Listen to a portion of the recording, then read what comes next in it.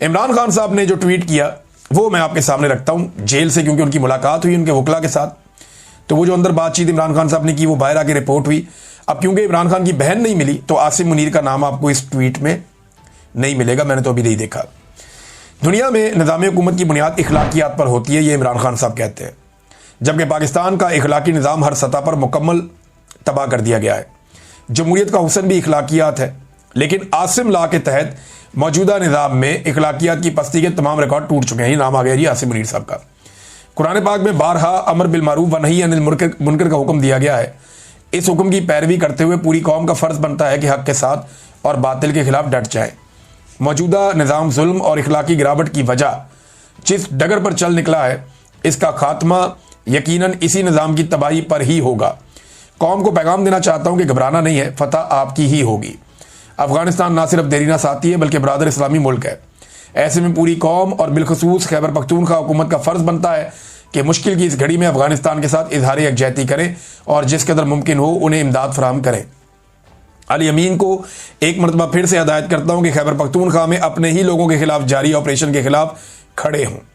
इस ऑपरेशन को हर हाल में रुकना चाहिए। तारीख से सबक सीखें। सिर्फ बैरूनी कुव्वतों की खुशनुदी के लिए अपने ही लोगों के खिलाफ फौजी ऑपरेशन से हालात बेहतर होने के बजाय मजीद बिगड़ेंगे। मौजूदा सैलाबी सूरत हाल में हमारे बिलियन ट्री मनसूबे की अहमियत और ज़रूरत का एक मरतबा फिर भरपूर अंदाज़ा हो रहा है। तहरीक इंसाफ ने मेरे विजन की रोशनी में बिलियन ट्री सुनामी का आगाज़ किया, जिसको Boris Johnson world economic forum समेत आलमी सतह पर शानदार पजीराई मिली। खैबर पख्तूनख्वा हुकूमत को हदायत करता हूँ कि 10 बिलियन ट्री मुहिम पर असर नौ तवज्जो मरकूज करें। सोशल मीडिया भी इस ज़मन में आगाही मुहिम का आगाज़ करे ताकि दरख्त मौसमियाती तब्दीली के नतीजे में पैदा होने वाली तबाही के खिलाफ ढाल बन सकें।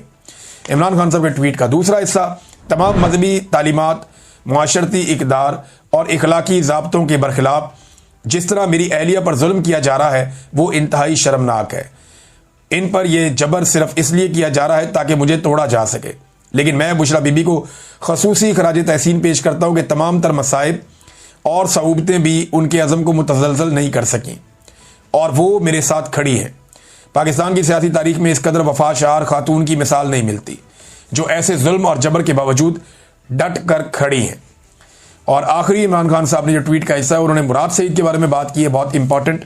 मुराद सईद मेरे वफादार तरीन साथियों में से है और हकीकी आज़ादी की तहरीक का अहम तरीन हिस्सा था, है और रहेगा। इसके बारे में क्यास आराइयाँ बंद होनी चाहिए। वो मेरी हदायत पर ही अंडरग्राउंड है। मुझे बावसूख ज़राए से इतलात मिली थी कि उसकी जान को शदीद खतरात हैं। मुझे ये भी इतलात हैं कि इसको अगवा करके तशद्दुद का निशाना बनाकर मेरे खिलाफ बतौर गवाह इस्तेमाल करना चाहते हैं।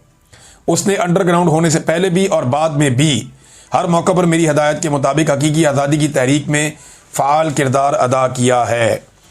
ये जनाब इमरान खान साहब ने बात की है मुराद सईद के बारे में। नाज़रीन, एक पंगा नया पड़ गया है और वो है कालाबाग डैम का।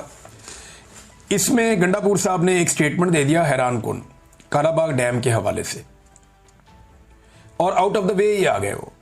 ये नहीं किसी ने उनसे ये बात भी नहीं ऐसे की थी, लेकिन वो आ गए गंडापुर साहब, उन्होंने कालाबाग डैम के ऊपर बताया जी मैंने तो वहां भी बात की, वहां भी बात की। तो अब उसके ऊपर पीटीआई के लोग सफाइयां दे रहे हैं। असद कैसर साहब कह रहे हैं जी वो गंडापुर की ज़ाती राय हो सकती है, पीटीआई की राय नहीं है। खैबर पख्तूनख्वा में पॉलिटिकल पार्टीज इसकी मुखालफत कर रही हैं, या एएनपी है, शेरपा ग्रुप है, बाकी लोग हैं, वो ये कह रहे हैं जी इसके ऊपर आप सफाई दें। लेकिन अभी मैं आपको एक चीज़ बता देता हूं कि एक सर्वे और पाकिस्तान की मिलिट्री एस्टेब्लिशमेंट ने करवाया। ये हर महीने 1.5 महीने के बाद मिलिट्री एस्टेब्लिशमेंट पाकिस्तान में लगातार सर्विस करती चली जा रही है। हर 2 महीने 1.5 महीने में ये करते हैं, और वो जो सर्वे हैं उनकी रिपोर्टें बाहर आ जाती हैं, हमारे तक मेहरबान है। अब जो नया इन्होंने सर्वे कराया उसमें हैरान कुन तौर पे पंजाब में, बलूचिस्तान में और सिंध में पाकिस्तान तहरीक इंसाफ की मकबूलियत बढ़ती जा रही है बतौर पॉलिटिकल पार्टी। ये इमरान खान की बात नहीं हो रही, स्पेसिफिकली जिसने मुझे इन्फॉर्मेशन दी उसने पीटीआई का नाम लिया। उन्होंने कहा जी पंजाब में, सिंध में और बलूचिस्तान में पाकिस्तान तहरीक इंसाफ की मकबूलियत एकदम ऊपर जा रही है हैरान कुन तौर पर मजीद, लेकिन खैबर पख्तूनख्वा में नीचे जा रही। उसकी एक तो ये रीज़न है जहाँ पे आपकी हुकूमत होती है वहाँ पे आपकी मकबूलियत कम होती है, ये बात ठीक है। लेकिन जो रीज़न मुझे पता चले उनमें उन्होंने ये बताया कि एक तो ऑपरेशन की हमायत, फिर ड्रोन हमले, उनके ऊपर खामोशी, फिर अली अमीन गंडापुर की जो एक कन्फ्यूजन वाली पॉलिसी है कि कहते कुछ हैं वो करते कुछ हैं, ये भी एक रीज़न है। और गंडापुर और इमरान खान के मामलात के अंदर जितनी दूरियां पैदा हो रही हैं उतना पाकिस्तान तरीके इंसाफ को नुकसान हो रहा है। और अब कालाबाग डैम वाला भी एक स्टेटमेंट आपके सामने है, मैंने आपको बताया कि वहाँ क्या चल रहा है। नादरीन, खैबर पख्तूनख्वा की सूरत हाल जो है वो बहुत ख़राब हो गई है और बारिशों की वजह से, सैलाब की वजह से बड़े पैमाने पर तबाही हुई है। बहुत सारे ऐसे शहर हैं जिनके बारे में मैंने आपको पिछले व्लॉग में भी बताया और अब भी मैं आपके सामने तफसीलात रख लेता हूँ कि बाजोड़ में और बुनेर में बहुत ज़्यादा तबाही हुई है, अपर दीर में, लोअर दीर में तबाही हुई है, स्वात में तबाही हुई है, शांगला में सैलाब आया है, दरियाए सिरन में और नारान जाने वाले इलाकों में भी सूरत हाल ख़राब है। खैबर पख्तूनख्वा की हुकूमत ने एक तरह से एमरजेंसी नाफिज कर दी है। कई इलाकों में आमदोरफ्त बंद है, हेलीकॉप्टर के जरिए से इमदाद देने की कोशिश की जा रही थी, एक हेलीकॉप्टर तबाह भी हुआ है और अब तक की इतला के मुताबिक बड़े अफसोसनाक वाक़यात में 250 से ज़ायद जो लोग हैं वो जाँ बहक हो गए हैं। ये कुदरती आफत है। पाकिस्तान एक क्लाइमेट चेंज का शिकार मुल्क है और यहाँ पे बड़ी एफर्ट की ज़रूरत है अगर हमने वापस अपने क्लाइमेट को ठीक करना है। इन पहाड़ी इलाकों पे बहुत बड़ी तबाही आ रही है, बार बार सैलाब आ रहा है और हम हर चंद साल के बाद अब सैलाब विटनेस करते हैं। इस मरतबा जो है वो दीर के इलाके में, शांगला के इलाके में, बुनेर के इलाके में बहुत बड़ी तबाही आई है। एक ऐसा गांव है जहां पे 80 के करीब घर गिर गए हैं और मैं एक बाचा खान साहब हैं, उनकी मैं देख रहा था वीडियो, उनकी फैमिली के 20 लोग जांबक हो गए हैं। उनके लिए बड़ी तकलीफ़ की घड़ी है। हमारी नेक तमन्नाएं उनके साथ हैं। 250 कीमती जाने गई हैं। बहुत सारे लोग अपने प्यारों को तलाश कर रहे हैं, कई लोगों के बारे में भी पता नहीं है। सैलाब का पानी जो है वो अभी नहीं रुक रहा और बारिशें हो रही हैं, साथ साथ जो है वो सैलाब का पानी बहता चला जा रहा है। अब मैदानी इलाकों में क्या सूरत हाल बनेगी इसके बारे में अभी कुछ कहा नहीं जा सकता, लेकिन एमरजेंसी नाफिज की गई है और फौरी तौर पर सूबाई हुकूमत ने ये अहकामात जारी किए हैं कि कोई भी ऑफिसर अपना ज़िला या अपना इलाका नहीं छोड़ेगा बगैर पेशगी इतला के या इजाज़त लिए बगैर।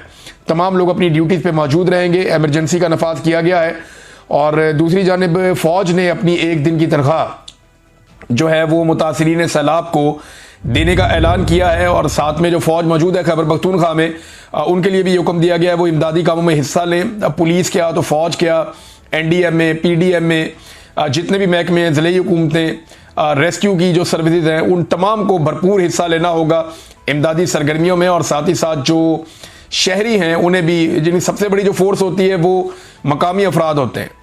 जब भी कोई कुदरती आफत आती है तो उसमें जो सबसे बड़ी फोर्स जो सबसे ज़्यादा इमदादी कार्रवाइयाँ करती है, बाकी सारे इदारे और डिपार्टमेंट मिलके मैक्सिमम 25% का फ़र्क डाल सकते हैं या 30% का। ज़्यादा जो इमदादी सरगर्मियाँ होती हैं और उनके अंदर जो लोग हिस्सा लेते हैं वो मकामी लोग होते हैं, क्योंकि उनके सर्वाइवल का मामला है तो उन्हें हिम्मत करनी पड़ेगी। उनकी हिम्मत बंधाने के लिए पूरे पाकिस्तान को उनका साथ देना पड़ेगा। उन्हें बहुत सारे अब वसाइल चाहिए होंगे।